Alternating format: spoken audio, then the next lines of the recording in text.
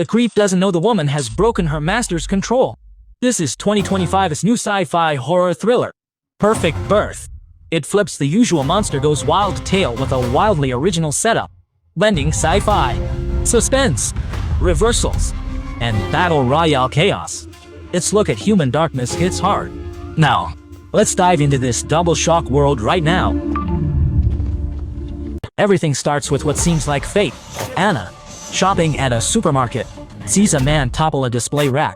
She laughs, yet her heart skips, and she can't explain why this average guy affects her. Then the camera reveals the truth. He's only a companion robot Regbot for himself. The owner can use a phone to change its voice and eye color, and if it's not right, hold the button behind its ear to reset to default. The robots don't even know they're machines. Reg worried at first, but staff said you can set intelligence, 10% like an Ivy League student, 0% like a mindless bot. Any partner you want. Made to order too. System code now bans harming humans. Ever. Which finally reassures Lei Ji. That first spark was only a script to make the robots seem real. Anna, unaware, is nudged by implanted memories and falls for him at once. Soon they're in a fast, normal romance. But it's brief. At a weekend country party, trouble begins. A sudden mishap ruins their outing, and Anna senses the weekend will turn sour under Lao Ma's attention. The wealthy host, Lao Ma, owns the luxury villa and invited everyone. His stare unsettles Anna, so she makes an excuse and runs to her room. When he does nothing more, she thinks she overreacted. Next day, Lei Ji, worn out from drinking, tells her to wait by the lake. Anna finds a mob bag in her pocket, with no memory of it. As she wonders, Lama appears and sizes her up again. She tucks away her knife and tries to leave, but he stops her as the owner. To spare Lei Ji, she sits. Lama presses closer, asking her to rub sunscreen on his back. It feels wrong, yet she stays quiet, wanting it over and to return to Lei Ji. But next second he teasingly grabbed her hand, then shamelessly hugged her, talking lustfully, reassuringly. After Anna's bragging, Anna snaps, swings a bottle and drops him, enraging him. Furious, Lao Ma slaps her, then pins her down, trying to force sex right there. In crisis, Anna remembered knife in her pocket. Moments later she came back, drenched in bloodlust, and everyone recoiled.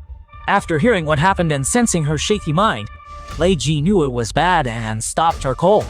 Story is slim. Everyone quickly tied Anna up.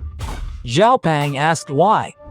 Li said the system might have glitched, and they had to call the police. After the others left, he woke Anna again to say goodbye before she was reclaimed, so she'd know the truth. She wouldn't believe she was a robot. Robots must answer their owners' questions and simply can't lie. To convince her further, Lei Ji even took out his phone to demonstrate, and as he clicked, Anna unexpectedly began speaking various languages, but memories from her childhood still left Anna doubtful. Still, Anna couldn't accept it. How could a robot show emotions that real? Lei Ji finally snapped and stepped in, wiped her tears, and said it was only sailing from a fluid tank, refilled at every service. With proof piling up, Anna slowly faced the truth. Then Kate came over and demanded they shut down her program right now. Anna broke again, firing questions. Lei Ji, from the Strongman Union, pulled Kate aside. Rules forbid talking about turning robots off in front of them. It could spark panic and unrest. While they argued, Anna spotted the knife that had slipped under the couch. She dragged herself to it with all her strength. When Lei Ji returned, she had worked free. In the next beat, she drove a fist into his throat, dropped him, grabbed the phone that controlled her system, and bolted. Zhao Pang had just finished calling the police, so Lei Ji and Kate had to confess everything. Anna attacked humans because they'd hacked her core, raised her aggression, and disabled the no-harm limit. The motive was Lao Ma's safe stuffed with cash. One night, drunk, Kate let that slip. Greed turned into a plan to kill and steal using a robot. Afterward, they meant to reset Anna, claim a malfunction, and pin it on EI until she escaped at the last second. They'd brought Zhao Pang along as a witness to sell the lie, but now they needed him to clean up. Zhao Pang hurriedly put Away into sleep mode. Away was a buddy-type bot he'd bought. They planned to unlock Away's limits to help catch Anna, promising to split the money 3 ways. But Zhao Pang had another idea. He'd seen the handgun in the safe. Find her, point it, and she'd fold. Anna was already deep in the woods, staring at her control panel in awe. As she swiped, her pupils shifted colors, and the voice settings made her sound like someone else. Hello, hello, who? At the last page, Anna learned Lei Ji had capped her IQ at 40%. She pushed it to max, and her mind cleared, spitting out escape options. Within seconds, she weighed them all, coldly calculating what each route would cost today too. Hitchhiking on the highway in her current look was hopeless. No one would stop. Hiking the jagged mountain road home was worse. Lei Ji would already be lying in wait. The only play was to gamble back to the villa, use Lei Ji's phone to start his car, and flee. She turned and nearly collided with Xiao Pang and a partner sweeping the woods. She hid behind a tree, silent. Then a call made her phone vibrate, brutally loud in the forest. Xiao Pang drew his pistol. Exposed. Could react. The shot drew everyone, and a Wu kept close behind. Xiao Pang lunged from the side, tackled her, and they tumbled down the slope. The gun flew free. Both scrambled for it. It discharged, killing Xiao Pang instantly. The others rushed in. Anna abandoned the weapon, sprinted under pursuit, and dove into a car. As he tried to drive off, he realized voice recognition failed and the car wouldn't start. Lei Ji finally relaxed, but with no escape. He had an idea, pulled out his phone, and started tuning his voice. Lei Ji. Whirly finally panicked and hurriedly grabbed a rock, preparing to forcibly smash the car window.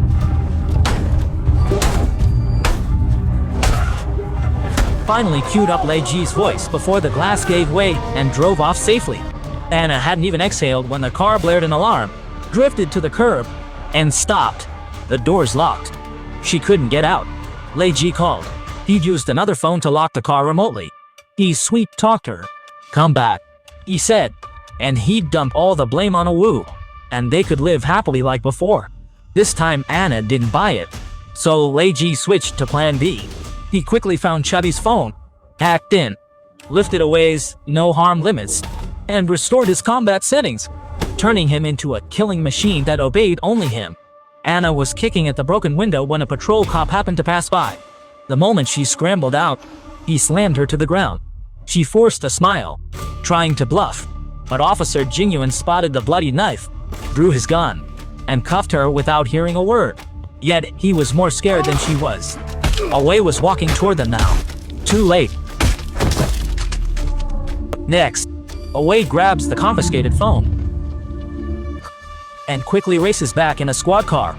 The two waiting for news are baffled until they see what's in the trunk and realize the mess is far beyond control. In the back lie the seized weapons and a blood-soaked body, so they know the plan has collapsed and more deaths are coming fast. With bodies piling up, Kate finally snaps. She refuses to go on, stuffs cash in her bag, and bolts. Watching her only partner ditch him, Lei tells Away to stop her, forgetting he has already left plenty of evidence. Kyung drives a knife straight through Kate's back, thinking that's the only way to keep her from escaping. After that, everyone ends up dead at the robot's hands. Even then, Lei tries to blame Anna. Anna answers coldly, it's all Lee's greed. Being judged by her own robot infuriates Lei. She delayed killing Anna because she loved feeling ordinary yet still above her. Power without consequence. That craving for control is addictive, and Anna's awakening pokes at Lee's fragile pride. In rage and shame, Lei drops Anna's intelligence to 0, orders her to hold out her palm, then sets a candle beneath it. Soon the air reeks of seared flesh, and Anna can only endure. That's a robot's tragedy. Even self-aware, they're still steered by code. A tech company calls. Just destroy Anna's body system and there's no proof. Anna fights it, but in despair her finger tightens and she pulls the trigger. Service staff arrived on scene. Lei had a story. The robot he bought inexplicably shot itself. To make it believable, he had Away pose as a cop. The bearded tech stared at Away. Sure he'd seen him, but couldn't place it and dropped it. Lei nearly relaxed for a moment when they said they'd pull the robot's memory module and send it to legal to review the video to verify what actually happened there. Sorry. What do you mean?